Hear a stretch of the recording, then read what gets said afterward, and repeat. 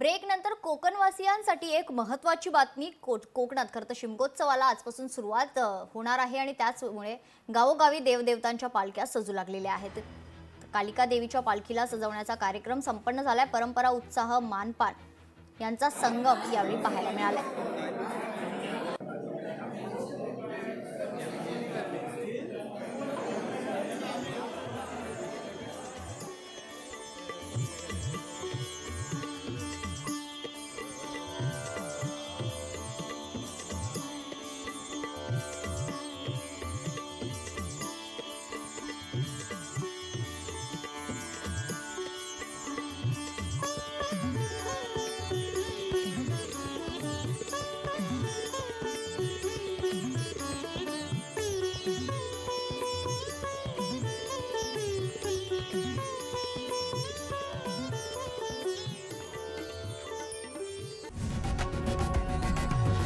लोकशाही मराठी ऐका, पहा, जागरूक रहा।